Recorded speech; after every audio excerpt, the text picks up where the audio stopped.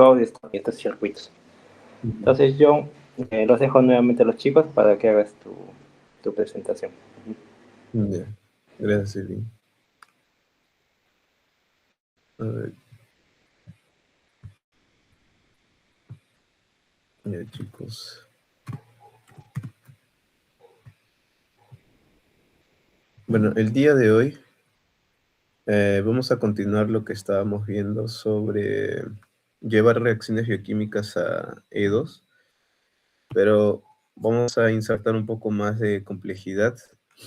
La clase pasada habíamos estado considerando nosotros que las tasas de cambio instantáneas, las concentraciones de metabolitos, ¿no?, están descritos de una manera lineal, ¿no?, que dependía de una constante reacción y la concentración, bueno, del compuesto. En esta oportunidad, ya, nosotros vamos a comentar un poco sobre las limitancias que pueden existir dentro de estas reacciones bioquímicas que son llevadas a cabo en la mayoría de los casos por proteínas, ¿no?, por las enzimas. Entonces vamos a tener un modelo de Michaelis-Menten. Vamos a ver E2 no lineales. Vamos a hablar un poquito sobre una ramificación usando ese tipo de E2. Y luego un proyecto final, ¿no?, para ustedes, si es que ustedes desean, bueno, hacerlo, ¿no? Entonces, aquí la limitancia se debe básicamente por un estado de saturación que puede llegar a producirse en la enzima, ¿no? Por ejemplo, las cantidades iniciales de sustrato pueden llevar a que la enzima se sature en muy poco tiempo, ¿no? Entonces, esa variable la vamos a considerar el día de hoy y para ello formamos nosotros un nuevo modelo, ¿no? Un modelo no lineal, ¿ya? Nosotros vamos a considerar el siguiente modelo, ya de una vez. Este de aquí va a representar, esta V minúscula va a representar la velocidad de reacción de la enzima, que es llevada a cabo por la enzima, descrito como la velocidad máxima, ¿no?, de la misma, de la reacción, multiplicado por la concentración del sustrato, que es que llega a la zona de reacción, ¿no?, de la enzima, y cocientado con la constante Michaelis, que viene a ser la concentración del sustrato, a la cual la velocidad máxima de velocidad, donde la velocidad de reacción de la enzima es igual a la velocidad máxima entre 2, ¿no? Eso es la constante Michaelis, más la concentración del sustrato. Ok, entonces tiene una descripción no lineal, ¿no? Tiene un crecimiento con una cierta asíntota, ¿no? Parece que empieza a formarse una asíntota. A diferencia del modelo lineal. El modelo lineal lo que hacía, bueno, como habíamos visto nosotros, hace un crecimiento o decrecimiento exponencial, ¿no? Ya sea, por ejemplo, en degradación o en producción. Ya. Entonces, podemos tener lo siguiente.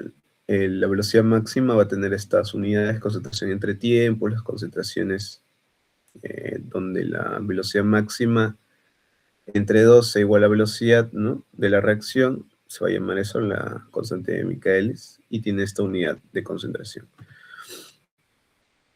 Bueno, un ejemplo rápido para calcular velocidad enzimática.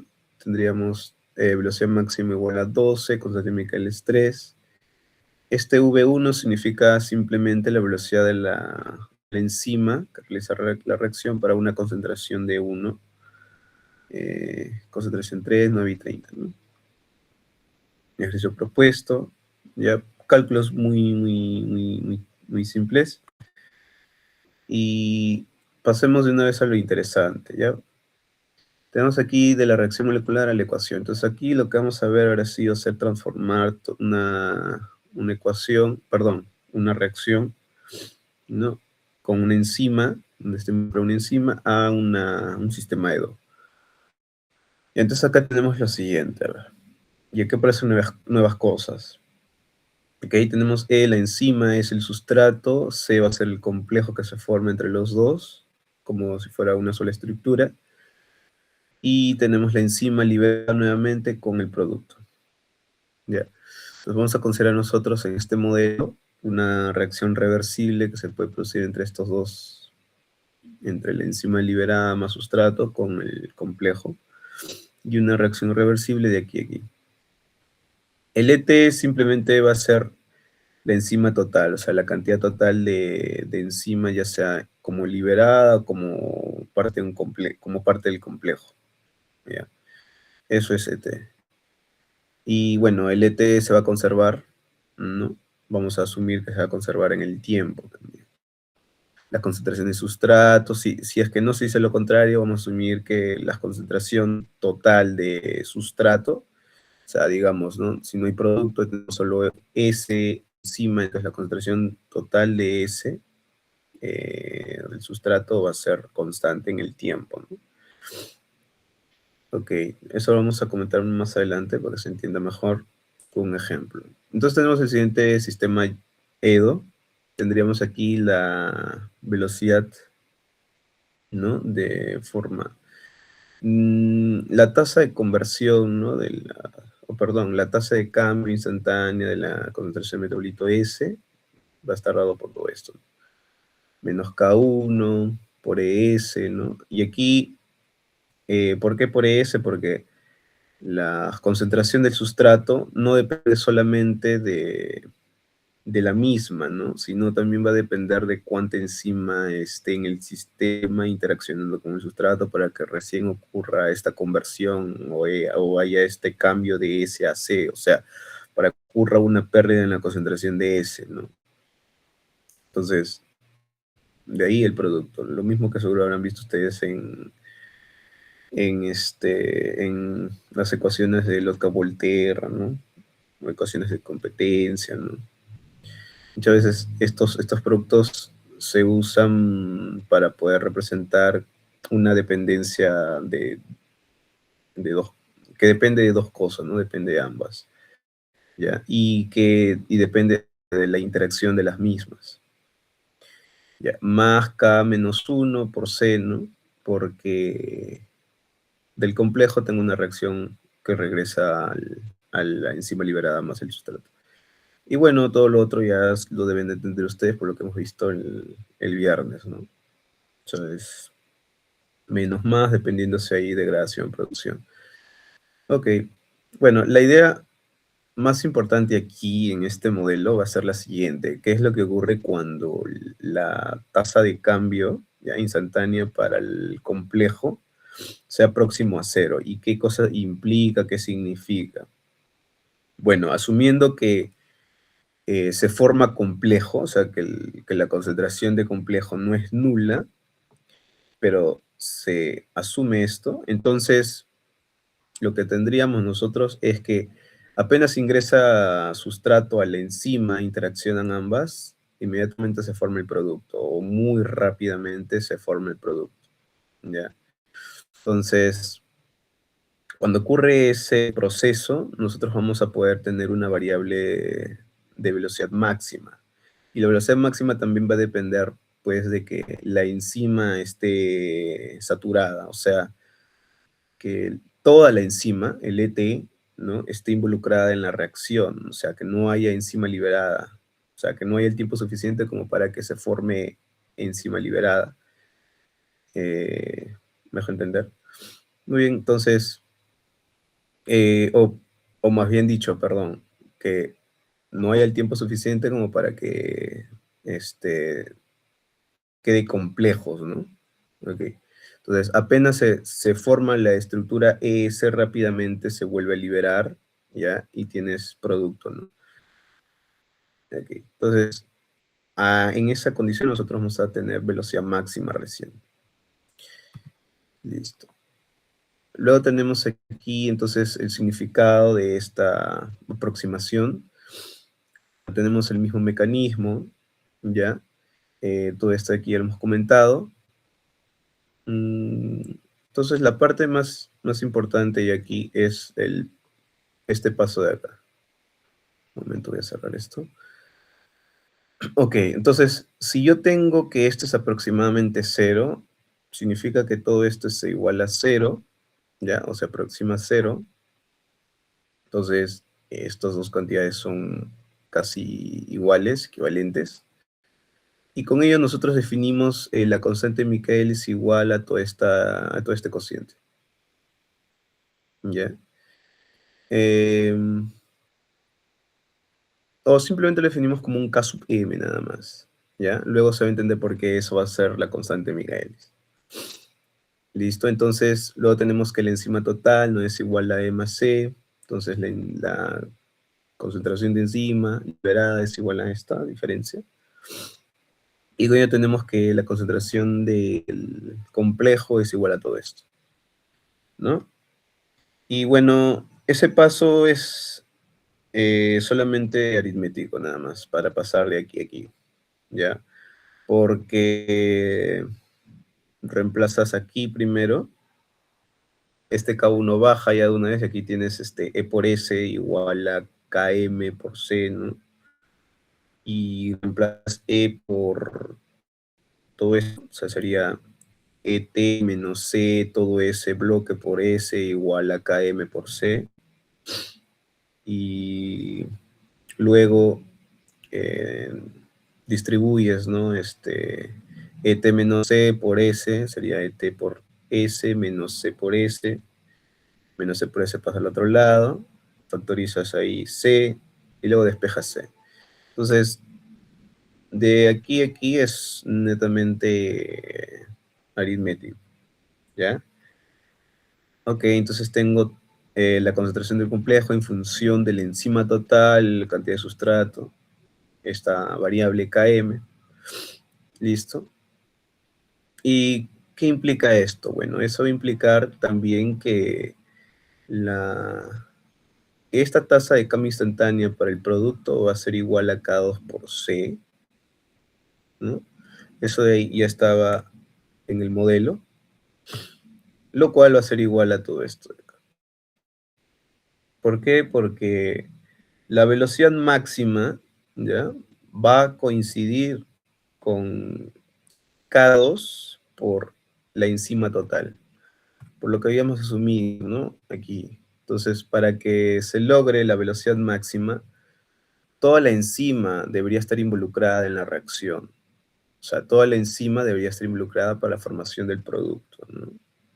Entonces, K2 por ET va a ser igual justamente a la velocidad máxima alcanzada por la enzima, ¿no? ¿Listo? Entonces, todo esto se convierte en lo que tenemos aquí, ¿no? Y listo. Ahora, eso también significa que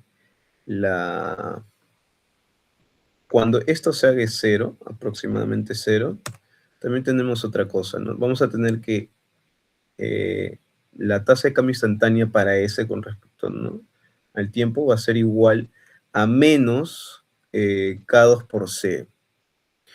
Claro, porque aquí haces un cambio nada más.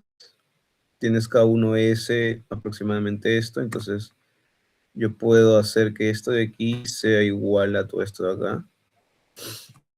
Y ahí se va K-1C, K-1C se van y queda K2C. Entonces aquí te va a quedar menos K2C, ¿no? O sea, este es igual a menos esto de aquí. Ahí, entonces, pero como esto de aquí es justamente todo esto, eso significa que la tasa de cambio instantáneo de concentración de sustrato va a ser igual a menos esto, ¿no? Y ya. Esa es la parte más relevante de toda la conversión del modelo en ecuación química a EDO, ¿ya? De ahí, bueno, hacer algunos cálculos como para practicar, ¿no? Que ya, bueno, ya hemos logrado establecer esta igualdad, ¿no? Asumiendo que hay una participación de la enzima total, o casi total, digamos. Y entonces Bueno, aquí, por ejemplo, hay otro ejemplo, perdón, hay otro ejemplo numérico. Tenemos velocidad máxima 4, constante KM2, S010. Y aquí estamos tratando de hallar la velocidad de degradación, ¿no? O de cambio de la concentración en sustrato en el tiempo inicial, ¿no? Ya, claro, porque aquí te dan el S010, ¿sí?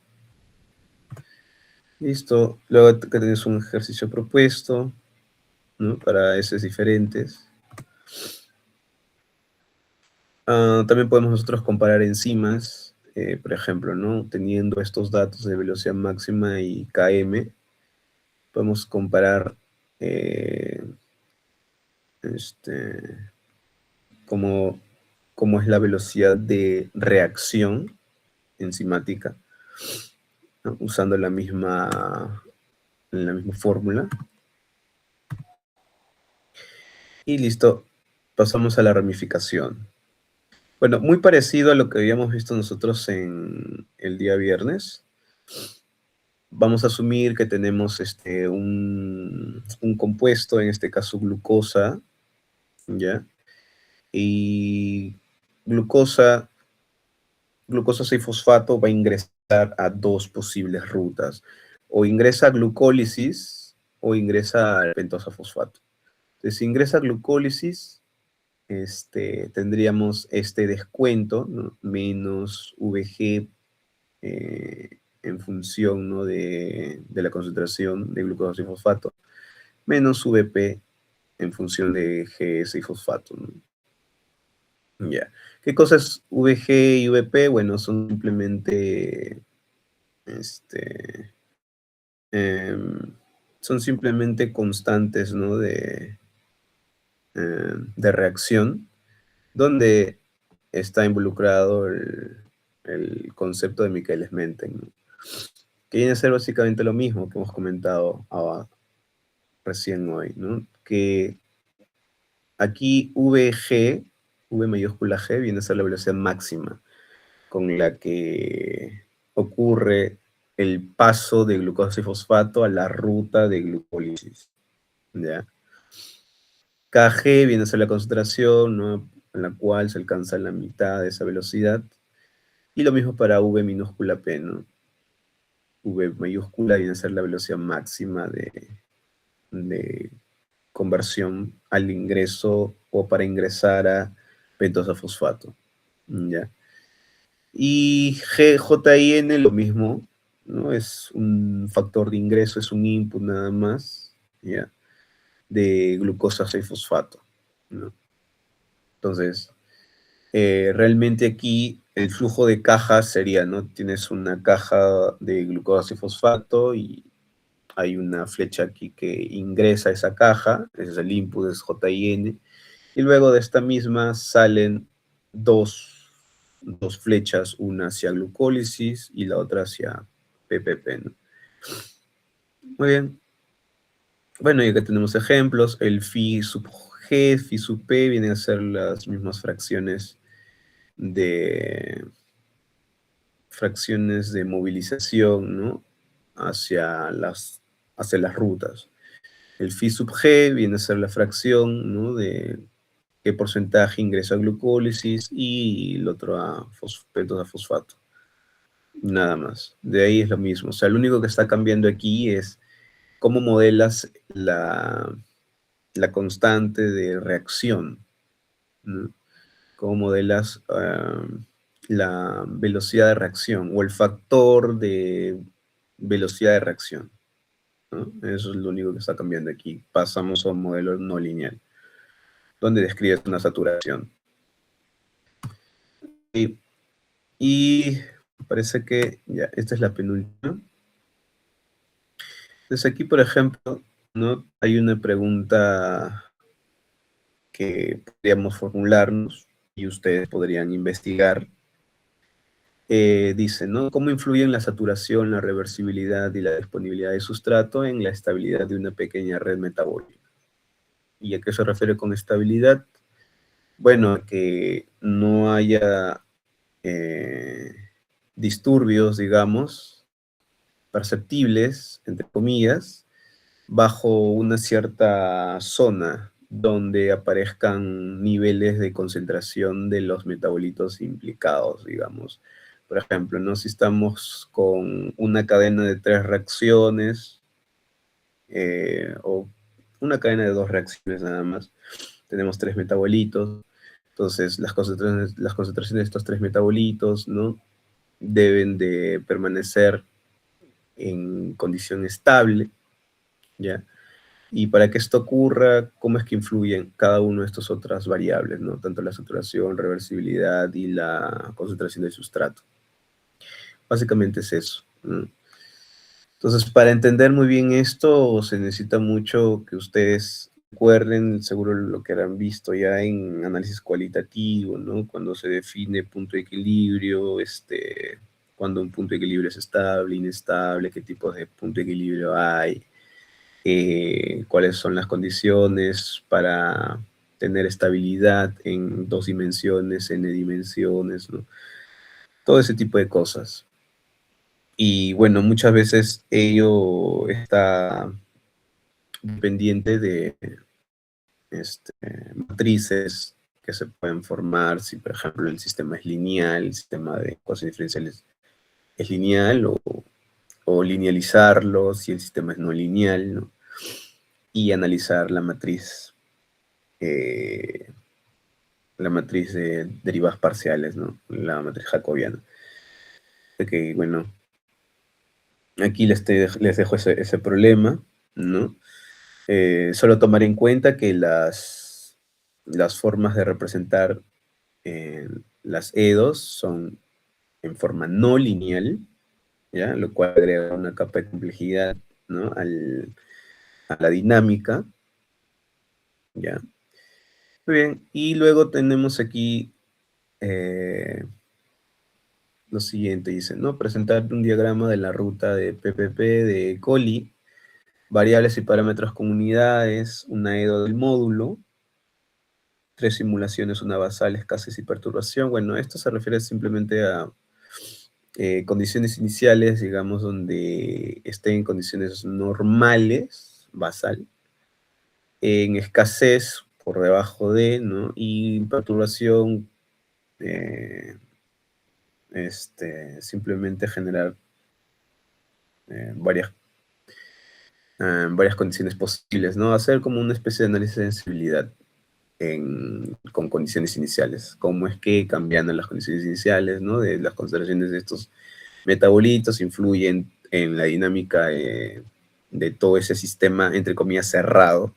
Solamente estamos delimitando aquí en una ruta, ¿no? Una ruta específica. Y interpretación bioquímica, ¿no? Y la relación prudente que ustedes podrían hallarle al, al, al problema de OL, ¿no? Origin of Life. ¿Qué cosa podría eh, brindarnos ese tipo de investigación, ese análisis?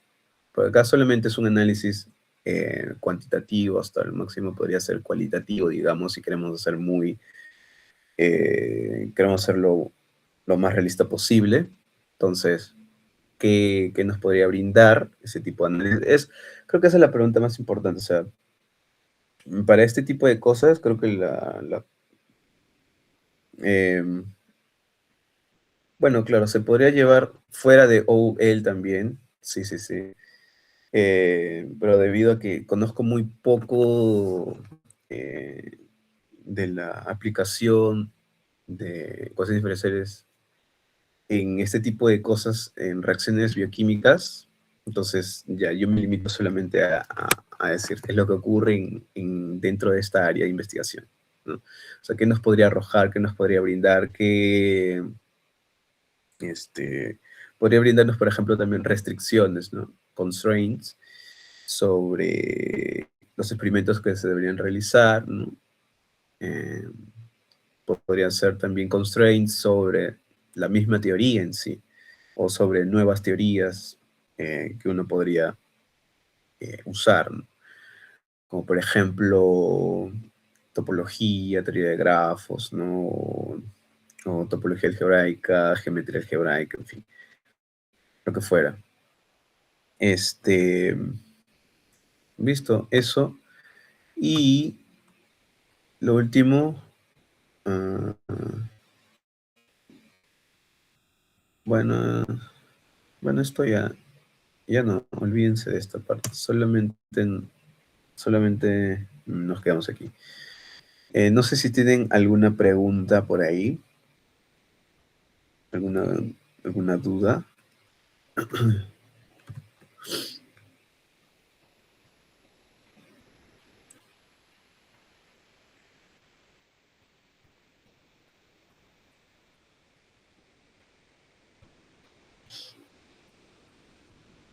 Ah, bueno, entonces para terminar, este, para terminar, a ver.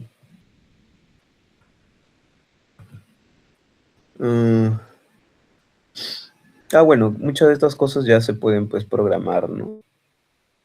Las soluciones, eh, cómo hallar las soluciones, generar gráficos, todo eso ya se puede hacer en Colab, ¿no? Fácilmente.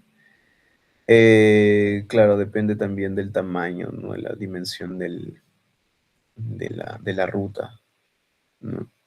Por ejemplo, por lo que he estado viendo en el proyecto que les comenté el día viernes, bueno, las rutas pueden llevar pues fácil 40 reacciones, ¿no? Por ejemplo, ya con eso cierro, les muestro El día de hoy tuvimos otra reunión del proyecto y bueno, ya aparecieron varias problemillas en el camino, pero este, ah, se van a poder solucionar, es lo bueno, ¿no? A ver, un momentito.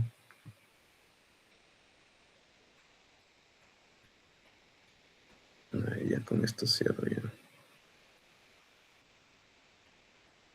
Para más o menos mostrarle, ¿no? Cómo estamos haciendo nosotros este trabajo. A ver, esto, se me perdió eso.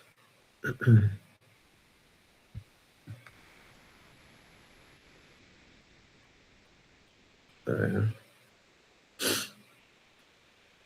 Ya, miren. Entonces nosotros hemos armado aquí en Drive varias cositas. Por ahora tenemos esta carpetita llena, es Data Raw. Y aquí tenemos info de Keck, ¿no? Del sistema que les había dicho, que tiene información sobre las rutas, solo que, bueno, esta es la que está desactualizada en sí. Este es Saccharomyces cerevisiae, Pirococcus y este es Escherichia coli. Por ejemplo, yo he trabajado con Escherichia coli nada más. Y tenemos aquí datos del tipo imagen, ¿no? Tenemos aquí, por ejemplo, hemos podido descargar las imágenes de las rutas de coli. Este de aquí es glucólisis, ¿ya? Y bueno, por ejemplo, aquí les muestro cómo, cómo tiene Keck. Estas verdes son enzimas. Estos son los easy numbers que les había dicho, creo. Y ya estos en verde son los que están, digamos, se tiene seguro que pertenece a la especie, ¿no? Los que están en blanco se observaron en otros organismos, pero que podrían encontrarse también en la misma especie. Necesita como validación por una fuente externa o por literatura, digamos. Bueno, de esa manera presenta la imagen Keck, ¿no? Y todo esto es glucólisis con gluconeogénesis, ambos juntos. Por eso es que aparecen, por ejemplo, aquí reacciones reversibles, ¿no? Tipo aquí se va de alfa de glucosa 1 fosfato a alfa de glucosa y fosfato, ¿no? Y de alfa de glucosa igual a alfa de glucosa y fosfato. Ya, esto es otra cosa también importante. Eh, Nosotros estábamos viendo en las diapositivas, tipo mencionando glucosa, C-fosfato, ¿no? O glucosa. Bueno, lo que pasa es que en los sistemas estos, a veces son muy específicos, y entonces te ponen la orientación, la geometría, o sea, te ponen info geométrica específica del compuesto, sobre el cual se ha hecho investigación y se tiene el info de ella, ¿no? Entonces, por ejemplo, aquí se ha trabajado con alfa de glucosa y se tiene la evidencia de esto, ¿no? A alfa de glucosa y fosfato. Ya. Pero, ¿y qué pasa con beta de glucosa? Ah, bueno, también hay otra. Pero puede que en el otro sistema, digamos en Biosic, puedas validar solamente una forma genérica, digamos, puedes validarlo para D-glucosa, ¿no? O sea, para una clase de moléculas en sí, y no para algo específico. Y eso es como un pequeño problemilla, ¿no? Entre los dos sistemas, digamos, ¿no? Listo. Y bueno, las enzimas también pueden diferenciarse teniendo especificidad geométrica, ¿no? Luego algo también interesante aquí es que no hay, digamos, ambigüedad entre una ruta y otra, digamos. O sea, eh, si quieres analizar solamente ruta de glucólisis, bueno, entonces tienes que chequearte todos los compuestos o los metabolitos que están aquí presentes y las aristas, ¿no? Que vienen a ser las conversiones bioquímicas entre ellas. Obviamente pueden existir conexiones con rutas externas, pero lo deja muy explícito, lo cual hace fácil hacer esa distinción entre una ruta y otra, ¿no? Ya. De ahí, por ejemplo, entonces esos son los PNGs, ¿no? Luego también podemos tener información en formato KGML, que es tipo HTML, ya, pero de la ruta. Entonces, entras aquí y vas a ver un montón de info sobre las reacciones y la enzima. Y me parece que esto es más simple de analizar cuando se haga un escalado. Por ejemplo, nosotros estamos haciendo, el proyecto ahorita es para 3 especies, entonces si este proyecto se te quiere llevar a 500 especies, 1000 especies, entonces se tiene que hacer un escalado brutal y tienes que analizar o tienes que hacer una automatización en la validación de información.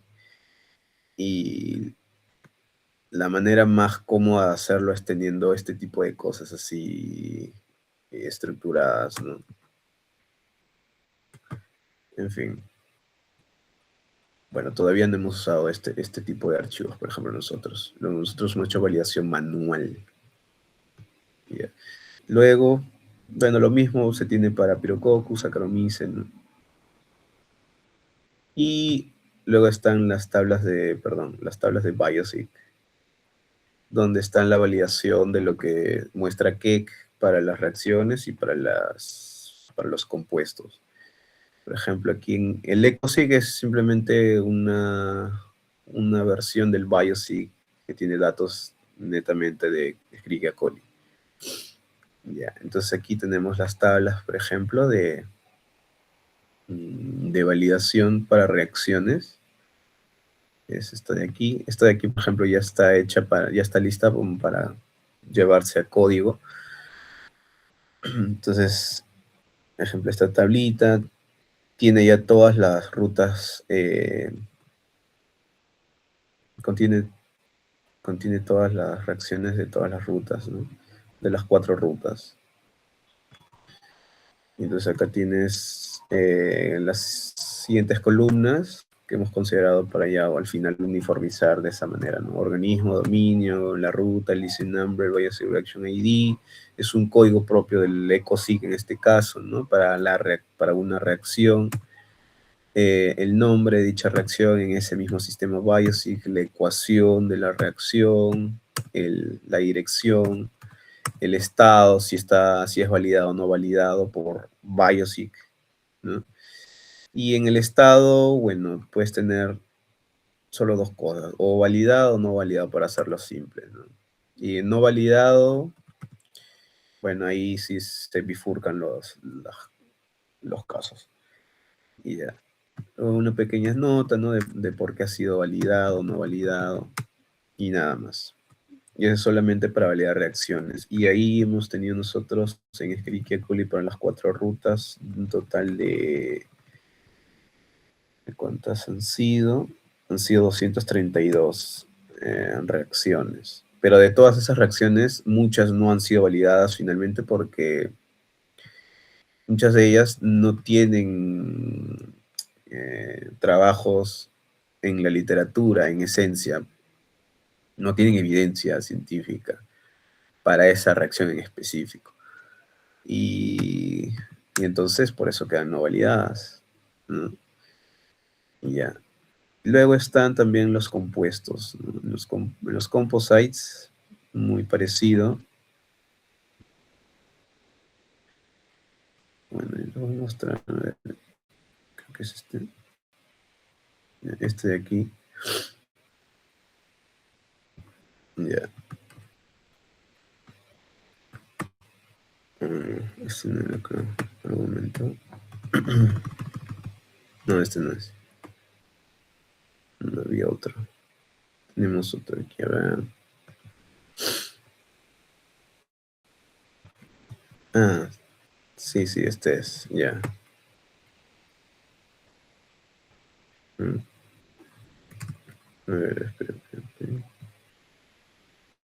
Composite. Ah. Tengo que entrar a mi... A ver, un momentito. Creo que aquí están todos, ¿no?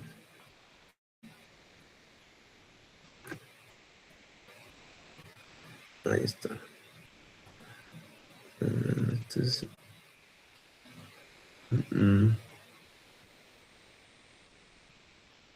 Entonces debe estar aquí mi correo. Un momentito. A ver.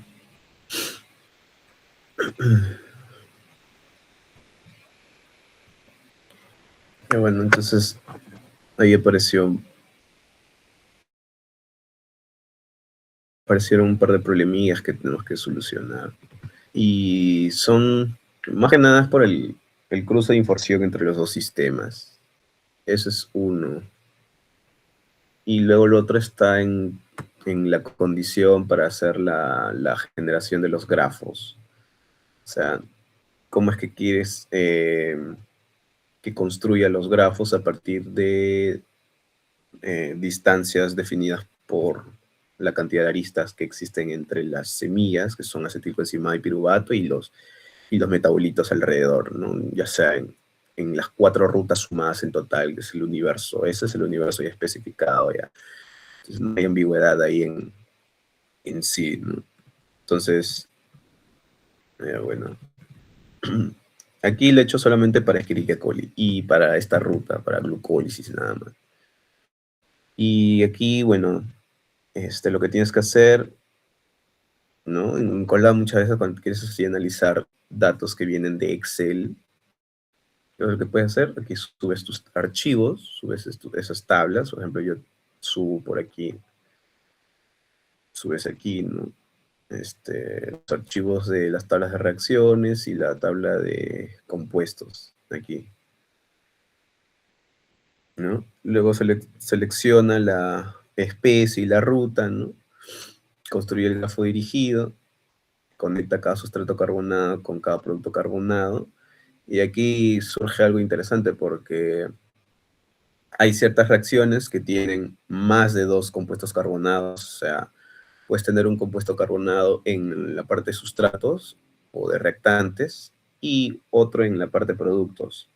Pero hay ciertas reacciones que son pocas, igual si con el pentesafosfato que tienes 2 en ambas, tienes 2 en reactantes y 2 en productos. Y ya. Luego reconstruir las subredes por radio. Bueno, como el objetivo aquí es buscar patrones de arquitectura o patrones estructurales dentro de esa es la esencia del trabajo, es buscar qué cosas hay en común, qué cosas hay de diferente entre estas entre estos universos de estas tres especies, ¿no? O sea, de estas cuatro rutas todas integradas, cuáles son las similitudes en términos geométricos, topológicos y algebraicos inclusive, eh, que se pueden extraer de estas redes. Esa es la esencia del trabajo. Pero para hacer esas construcciones de grafos, de manera que no sea arbitraria, porque tú puedes construir grafos de forma arbitraria, también puedes decir, ok, dame grafos de 4, 8, 16, 32, y así vas escalando por dos nodos, digamos, o potencias de dos nodos. Normal, no hay problema. Pero eh, es algo arbitrario en sí. Entonces, lo que hemos considerado nosotros mejor es hacer un escalado por radio. O sea, mientras va aumentando el radio de forma continua, vamos viendo si hay cambios o no hay cambios en esos patrones, en las métricas. Bueno, las métricas al final van a reflejar si hay algún patrón o similitud, diferencia en sí, entre, entre esas cuatro rutas, esas tres especies, ¿no? Y esas métricas, bueno, vienen tanto de teoría de grafos, topología y topología algebraica. Y es básicamente ver, por ejemplo, si forman ciclos, cuántos ciclos se pueden formar en esas rutas, ¿no? Y entonces, para no hacerlo tan arbitrario como le está diciendo, vas incrementando el radio y vas viendo, ¿no?, si hay algún cambio o ya deja de ocurrir variaciones y ya solamente se forman las mismas estructuras. Entonces, topológicas o invariantes topológicas, ¿no? O sea, que no hay una diferencia bajo una cierta definición, ¿no? Tipo lo que había explicado Carlos, ¿no? O sea, por ejemplo, eh, este, tú puedes tener un triángulo usando tres vértices, ¿no? O puedes definir un triángulo usando tres valores, ¿no? Que, o sea, que serían simplemente las longitudes de los tres lados, ¿no? Entonces tú puedes decir que dos triángulos son iguales, entre paréntesis congruentes, si es que tienen las mismas tres longitudes, digamos, en eso, ¿no? Las mismas tres longitudes. Ni siquiera importa ahí el orden de esos tres valores, ¿no? Porque, pues, asumes que puedes generar rotación, traslación, en fin. Entonces si no coincidiera, digamos, en coordenadas, luego podrías hacerlas coincidir, en fin. Entonces, independientemente del orden, cómo están esas medidas, tú puedes definir una igualdad entre dos triángulos. ¿Ok? Muy similarmente aquí, tú puedes definir igualdad de, de características, por ejemplo, número de ciclos, eh, número de ciclos interconectados por una arista, digamos, ¿no? O estructuras que dependan que tengan una cierta circularidad en el flujo.